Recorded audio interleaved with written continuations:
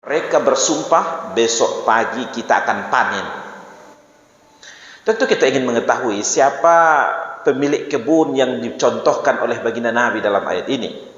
Dulu ada seorang orang tua yang soleh yang berdomisili di daerah Son'a sebelum Masehi.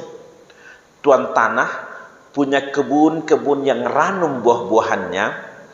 Yang hebatnya lagi adalah kebun-kebun ini, buah-buahan ini tanpa musim. Setiap kali panen itu otomatis anak-anak yatim, fakir miskin datang ke tempat ini dan memetik hasilnya dan mereka bawa pulang. Orang tua yang soleh ini memiliki putra-putra anak-anak yang banyak sekali. Cuma sayangnya orang tua ini pendek umurnya, meninggal dunia dia. Lalu berpindah pemilikan kebun-kebun ini kepada anak-anaknya. Kisah anak-anak pemilik kebun inilah yang diungkapkan di dalam ayat kita pada ayat ke-17 dari surah Al-Qalam ini. Kama balawna ashabal jannati iz aqsamu la yasrimunha musbihin. Sebagaimana kami telah uji pemilik kebun itu ketika di malam hari mereka berkata, pokoknya besok pagi kita panen. Dipersiapkan seluruh persiapan, karung-karung dan seterusnya. Ayat berikutnya menjelaskan wala yastathnun, tapi mereka tidak menyebutkan pengecualian. Apa maksudnya? Di malam hari itu mereka berkata pokoknya besok pagi kita panen tanpa menyebutkan jika Allah menghendaki. Tidak pakai kata insya Allah. Di kalangan ulama tafsir ada juga yang berkata makna firman Allah wala yastasnun itu maknanya di malam hari itu mereka berkata pokoknya besok pagi kita panen tanpa melibatkan anak yatim, fakir miskin. Artinya memang sudah salah dari pangkal, tidak menyebutkan insya Allah dan tidak menuruti apa yang pernah diwariskan oleh orang tua mereka, melibatkan anak yatim, fakir miskin tatkala panen. Apa yang terjadi berikutnya? Fatafa 'alaiha ta'ifun min rabbika wa hum naimun. Mengelilingi kebun mereka di malam hari itu bencana dan mereka masih dalam keadaan tertidur. Tidak disebutkan dalam ayat ini apa model bencana yang datang, apakah hama yang makan satu persatu dari buah-buahan itu, atau di malam hari itu datang petir yang menyambar yang mengakibatkan hangus terbakar seluruh kebunnya. Pendapat yang kedua ini beririsan langsung dengan ayat berikutnya, fa asbahat kassarim. Maka jadilah kebun mereka hitam pekat. Yang hitam pekat arang, terbakar. Tidak lagi diketahui mana buah, mana pangkal, mana ujungnya, mana batang. Wahum naimun. Mereka belum tahu ini karena mereka masih tertidur lelap. Seterusnya datanglah pagi hari. Fatanadau musbihin. Fatanadau saling memanggil mereka anak-anak pemilik kebun ini di subuh hari. Mungkin dalam bahasa kita mereka saling membangunkan, bangun buat kita panen, bangun panen. Aniqdu ala harthikum in kuntum sharimin. Mereka berpagi-pagi ke kebun mereka jika masih sanggup untuk memetik hasil. Belum tahu mereka kalau di malam hari itu telah terjadi bencana. Disebutkan berulang kali kalimat pagi dalam ayat kita ini, ada kalimat subuh hari, dini hari, ada kalimat berpagi-pagi. Ini seolah-olah ada makna yang disimpan. Kalau orang berangkat kerja, kalau masuk kerjanya jam 8 pagi, jam 7, 7.30, ini tidak. Lebih dini perginya, 4, jam setengah 5, jam 5. Ini juga ada rahasia. Agar tidak ketahuan sama anak yatim, fakir miskin. Tamak, lobo. Berikutnya Allah Subhanahu wa taala menggambarkan fantalaqu wa hum yatakhafatun. Fantalaku ini bermakna berangkat dengan penuh harap, agak bergegas. Nah, ini kalimat dalam bahasa Arab memiliki kekayaan bahasa yang sangat luar biasa. Berangkat secara normatif itu bisa dengan bahasa zahaba yazhabu. Ya mungkin jam 7 pagi, jam 7.30. Ada yang lebih lambat, lebih santai, namanya masya yamsi, berjalan. Tamasa ini adalah berjalan dengan santai, tidak perlu harus jam sekian sampai, namanya tamasa. Tapi kalau Allah menggunakan kata fantalaqa yantaliqu, intalaq, itu adalah berangkat dengan penuh semangat dan harap. Dalam pikiran mereka panen akan full dan baginya nanti bagi satu, tidak berbagi dengan anak yatim, fakir miskin. Berangkat mereka di pagi itu dengan bergegas, yatakhafatun, dan saling berbisik di antara mereka. Bapak Ibu, kalau orang berbisik kan tidak mungkin pakai mikrofon sampai sekian kecamatan tahu mendengar. Orang berbisik itu pasti dengan suara yang kecil, sesuai dengan kebutuhan teman tempat dia berbisik. Tetapi ingatkah kita bahwa bisikan mereka itu diketahui oleh Allah dan direkam oleh Allah bisikan itu, sehingga menjadi ayat berikutnya. Ingin tahu kita Bapak Ibu apa bisikan mereka? Inilah bisikan mereka yang waktu itu berjalan. Allah yadkhulannahal yawma 'alaikum miski. Jangan sampai ada hari ini fakir miskin yang masuk ke kebun kita, agar full baginya bagi satu. Untung besar kita hari ini. Bapak Ibu hadirin sekalian, wa ghadau ala hardin qadiri. Berpagi-pagi mereka untuk ke kebun mereka, mereka sanggup untuk memetiknya. Datang pembenaran yang logik. Ngapain ikut anak-anak yatim? Kita sendiri bisa kok untuk memanennya tanpa dibantu oleh Bapak Ibu yang dimuliakan Allah. Ini bukan persoalan sanggup tidak sanggup. Persoalannya adalah di tempat kita itu ada hak-haknya anak yatim. Ketika kita menerima gaji kita sudah cukup satu nisab.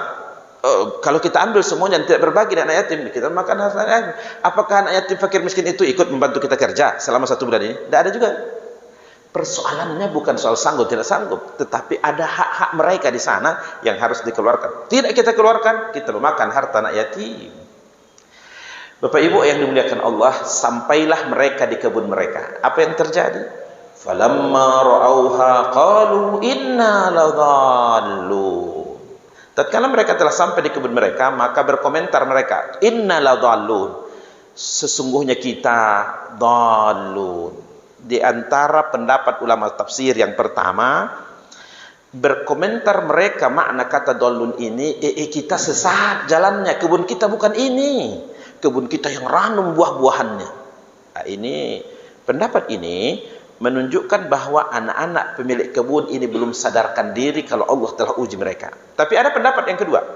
Pendapat yang kedua dari ulama tafsir yang memaknai qalu innal dhallun, itu maknanya begini.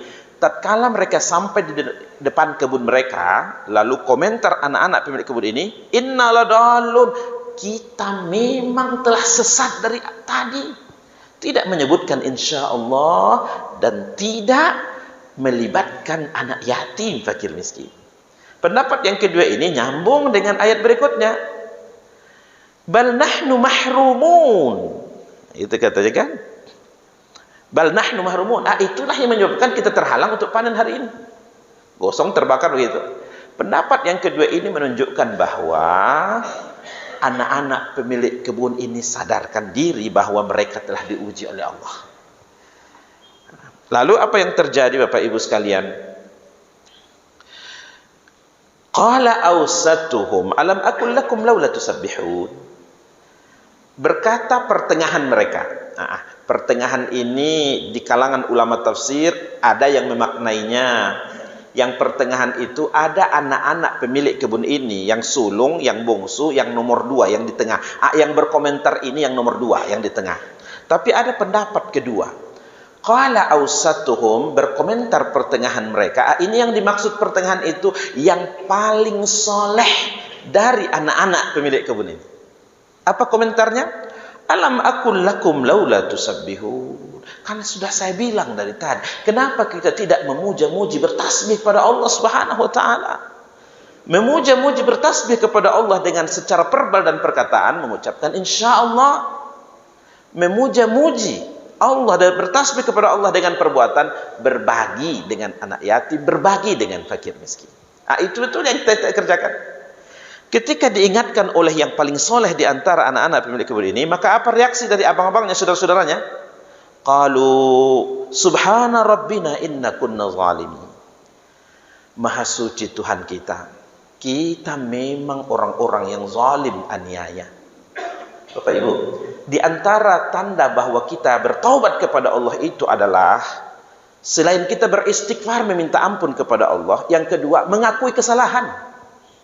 Ini yang diakui oleh anak-anak pemilik kebun, memang kita zalim. Yang ketiga selain mengakui kesalahan adalah bertekad untuk tidak kembali pada dosa itu. Dan yang keempat mengiringinya dengan amal-amal soleh berikutnya. Terus apa yang terjadi? Fa'aqbala ba'duhum ala ba'di yatalawamun. Anak-anak pemilik kebun ini saling berhadapan dan mereka saling menyesali. Itulah dia. Adik dah bandang tadi. Begitu seterusnya. Lalu berkomentar mereka, qalu ya wailana inna kunna taghin. Memang aduhai, kita ini melampaui batas. Tidak mengikuti apa yang dititahkan oleh orang tua supaya ikut terlibat anak yatim, fakir miskin. Tidak menyebutkan insya Allah, karena di sebalik itu bahwa semuanya atas kehendak Allah Subhanahu wa taala. Lalu anak-anak pemilik kebun ini masih sadarkan diri, alhamdulillah, dengan apa yang Allah Subhanahu wa taala ingatkan itu mereka kembali kepada jalan yang lurus. Sehingga mereka berkata, asa rabbuna ayyubdilana khairan minha inna ila rabbina raghibun. Semoga Tuhan kita menggantikan kepada kita yang lebih baik dari kebun yang terbakar tadi. Bapak Ibu, mudah bagi Allah mendatangkan kebun-kebun yang buah-buahan tanpa musim kepada mereka.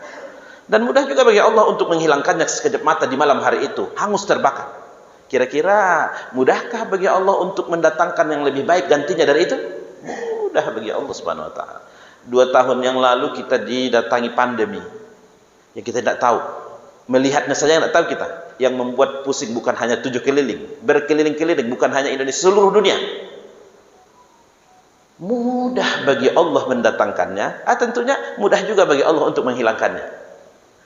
Inilah yang dikatakan anak-anak pemilik kebun dengan keyakinannya, semoga Tuhan kita menggantikan itu kepada kita yang lebih baik darinya.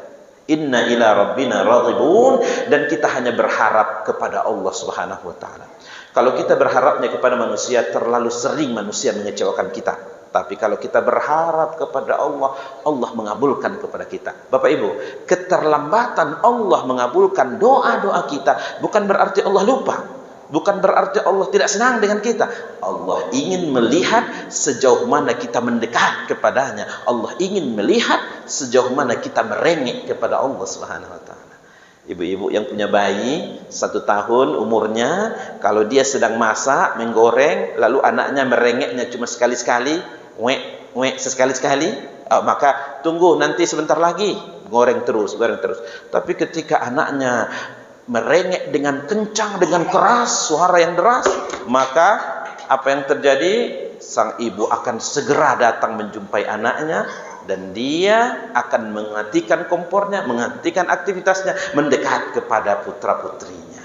Begitu Allah ingin melihat kepada kita, bukan Allah lupa dengan permintaan kita. Allah ingin melihat sejauh mana kita mendekat kepadanya, sejauh mana kita merengek kepada Allah Subhanahu wa taala. Ditutup oleh Allah ayat-ayatnya dengan menyebutkan kazalikal azab. Demikianlah sanksi, itu baru di dunia. Wala azabul akhirati akbar, dan sanksi di akhirat itu jauh lebih besar. Lau kanu ya'lamun, jika mereka mengetahui.